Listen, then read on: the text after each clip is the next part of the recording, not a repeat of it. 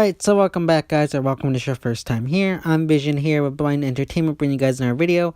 Today I'm going to be doing my review of The Walking Dead Season 9, Episode 4, The Obliged. So if The Walking Dead is something you're interested in, don't forget to subscribe down below and hit that bell icon. That way you don't miss any more Walking Dead content from me in the future. Now let's begin. So I'm going to go by each kind of character's own story. So to start off with the more weaker, smaller story, we got Anne and Gabriel, or Jadis, whatever you want to call her.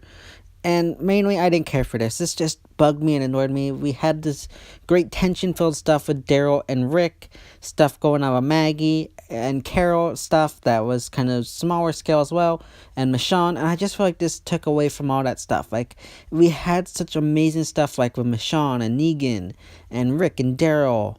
Even Maggie and Carol, even though they were smaller stories, I think that they should have gotten more time than this dumb Jadis and Gabriel with the helicopter. I'm so sick and tired of it all. Next, we're moving on to Michonne's story. Now, I did enjoy this. I think it was definitely needed. And I like how they were doing the parallel between her and Negan about, them both having this thing that's in them that kind of is like restricted due to having loved ones. I did very much enjoy that. I liked how they played it off, and I liked the back and forth between Negan on the hunger strike stuff. I really did enjoy that. My one con is the little, again, like with the montage in the last episode, it was needed. It was definitely needed. I liked it. But again, it felt a tad bit out of place again. I don't know how you could rectify that, but I just feel like it was just a tad bit out of place. Just like the previous episode of Rick and Family Day stuff. I think it was needed, but it was just a little out of place. But then you got the scenes of them talking in the cell. Very well handled, very good stuff.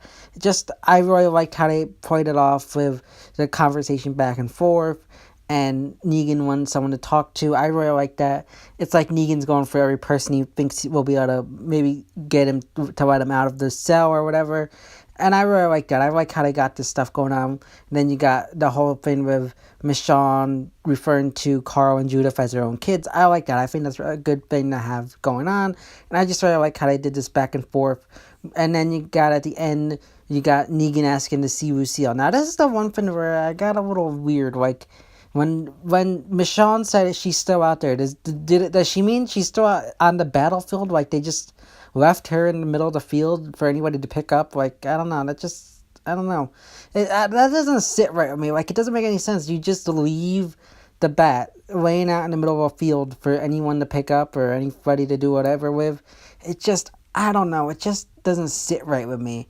And then at the end, you got him banging his head against the cell wall, saying he'll see Lucille again or whatever. Now, I did like that. I'm hinting at it might lead to him hurting himself. That way, he can get out of the cell to seek medical attention. I'm 50-50 on that, because at the same time, I think it's a little too early for him to escape from his cell. Next, we got Maggie's story. Now, again, I like what they're doing with Maggie this season. I know there's fans out there who are mad about what they've done with Maggie and who she's becoming this season. But I'm okay with it. I can understand her point of view and understand where she's coming from. And I can understand also why people don't like it due to all the growth she's had over the past few seasons. But I understand her. My one thing that I didn't really like about the story was, and I'll get more into this on my video about Rick's last episode, is I feel like they're setting this thing up and it's not going to happen next week. I feel like they're setting this whole big thing up with Negan, but they're going to pull the rug out from under us. And I feel like due to that, I feel like, unless they prove me wrong, I feel like this is a whole waste of time. Like, it was just her leaving, and then we see her at the end for 5 seconds with Diane riding towards the Alexandria. So I'm 50-50 on it. I like how they utilized Jesus in this episode. I think they did utilize him better. I wanted this from Jesus in this ever since he was introduced. I think Jesus has been very pulled back and held back on throughout the show. I think comic Jesus was a lot better than TV Jesus. I don't understand it. Jesus has a lot to do with the show, and I feel like it could be handled better if I'm gonna be one of those people right now. I think if Daryl wasn't around to be with Maggie all the time, especially like in the first episode and later on, I think Jesus could have had a bigger role. That's not me hating on the Daryl character. I just think that they could have restricted him a little bit more. But overall, I did like it. I really hope Jesus gets some more screen time this season. He was very lacking. He is now in the opening credits, meaning he's a big player now. So I do think it's possible he'll get more screen time, more things to do. Especially with Maggie leaving. She hinted at that he's been taking good care of things in her absence. So I think Jesus most likely will be like one of the new leaders of the Hilltop following Maggie's departure. We did get a hint at in these scenes where he mentions Georgie sent another letter. So I think they're really setting it up for her to leave with Georgie. I'm gonna get into that next week in another video too. Next, we got Carol's story. Now, stuff's going on with Carol, as we saw in the previous episode. She did begin to follow along with Rick's idea and was believing in him, but I guess, now this is where it gets clunky. I guess, like, all suddenly she doesn't believe in his progress and she decides to go home.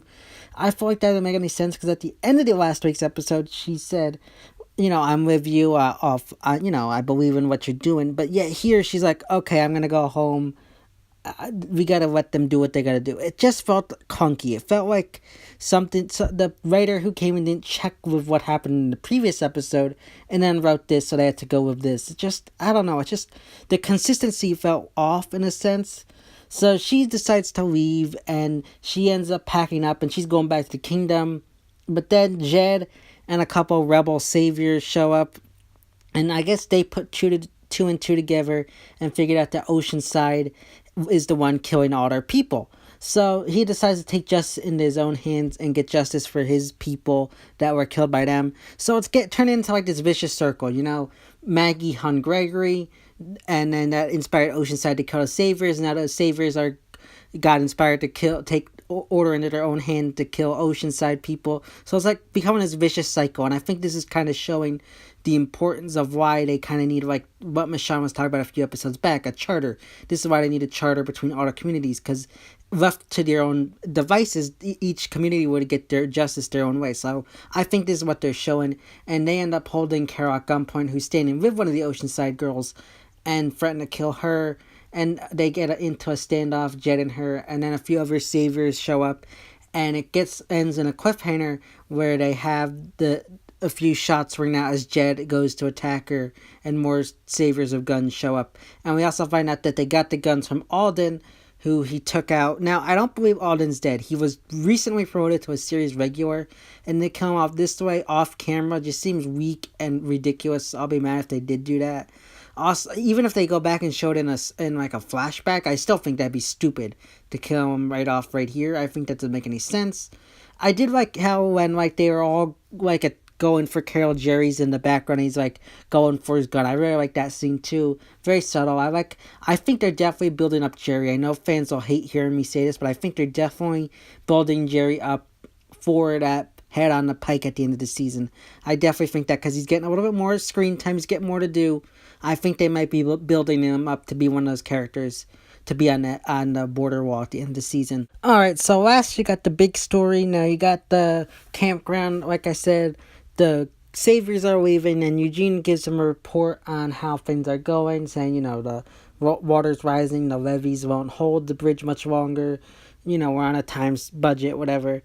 Now, I did like the back and forth between him, with Rick and Eugene, and he's saying, you've done so much for us already.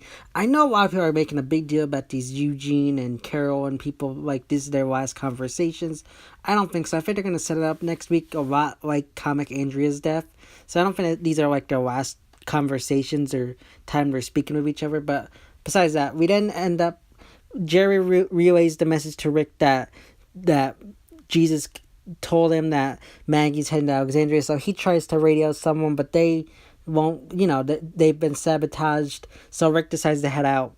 Now, like I kind of predicted in some things I've been saying, is that Rick was going to take the horse, but Dale says, we'll get there quicker on the bike, so they ride off on his bike, but then, of course, Dale is not helping Rick. He's like sabotaging everything, and he misses the turn, and Rick gets mad, and they get off the bike, and they end up in this verbal like argument, and Rick tries to radio to Alexandria.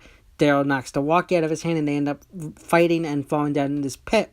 Now, I did like the back and forth in the pit. I think the dialogue in this episode really hit well, especially between Rick and Daryl getting both their points across. They're both right in a sense, but I like how they got that back and forth. And one thing I like that they did with Daryl in this episode is to actually how to mention people's names. Like, he actually mentioned Glenn and he mentioned Carl by name. I don't remember the last time he's actually ever mentioned Carl by name, but in like years. I think it's been that long. Like, it seems so weird to say that. But I like how they did that. Like, you got Rick saying, we got to keep him alive for, otherwise, he'll die a martyr. And this, it gives, and then you got Daryl saying, keeping him alive gives them hope. And, Rick saying, keeping him alive is, giving them hope for another thing. I like how they're doing this and how, like, saying killing him would just mean going back to the old way, sort of, and like that everybody else died in vain. I really like that. I really like the back and forth between the two of them. It felt very well done. I think the dialogue and Norman Reedus and Andrew Lincoln hit it out of the park in those scenes. Really great stuff. Really enjoyed how they pulled that off. And I just really enjoyed what went on between the two of them. But then, of course, like I said, you got the Saviors and Carol issue and the gunshots then over at the herd that was coming earlier that they had been warned about. I think it was Eugene who told them that there was a herd coming, and it alerts them to their location, and then walkers start falling into the pit, so they have to escape, and they end up getting out. And I really like the scene when they get out, and Rick gets up first, and he reaches out his hand to Daryl, and he says, take my hand, brother. I really like that scene, because one is reaffirming their, like, friendship / brotherhood, and also is a callback to season 2 episode Chupacabra, where, Daryl fell down the hill and he's hosting see Merle, and Merle gives Daryl his hand saying, take my hand, brother. I really like how they did that callback. Very well handled, very nicely done. So finally we get to the very end where they make it to the top and they see that the herd is coming, and Daryl heads back to the camp, and Rick decides to take the horse that I guess ran away from the camp. I don't get that. That just seems so, like, convenient that the horse is there. I'm gonna nitpick at that because that shouldn't be happening. Like, no one at the camp noticed the horse was missing, but I'm not gonna harp on that too much, I guess. But Rick decides to take the horse. He rides off to lead the horde of walkers away. Daryl tells him to be safe, and he rides off, and then he comes to this crossroad, and there's another herd coming. Now, I really like how they did that. It's a good homage to episode 1, and I really like how they did that. And the horse gets frightened by all the walkers, and it bucks, and he goes flying and lands on a pile of rebar, which goes through his side very close to where he got shot. I also like that homage there. Now, I really like how they ended it, and I just love how Andrew Lincoln, like the actor, screamed out in pain as, like, he's laying there. It felt so realistic. I loved it all. And then they ended all with him laying there and the walkers inching very close to him, and he passes out. Another comment I have to have in this episode is, if you go back and watch the end of the episode, where'd the horse go? Like, what happened to the horse? Like, I gotta, again, give, like, a nitpick there. Like, the horse can, like, magically now appear and disappear right away. That annoyed me. But I really am excited to see what they do with it. Great episode. I gotta give this one, like, an 8.5. It's better than last week's, but not as good as the other two prior to that. So I'm gonna give it an 8.5.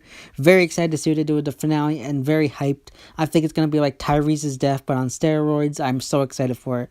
Leave your thoughts and predictions of the video of this episode, though, in the comment section down below. So yeah, guys, that's my review of The Walking Dead Season 9, Episode 4, The Obliged. As always, if you like this video, don't forget to give it a big thumbs up and share. And don't forget to subscribe down below and hit that bell icon. That way you don't miss any more Walking Dead content from me in the future. This has been Vision here with Blind Entertainment, and I'll see you next time.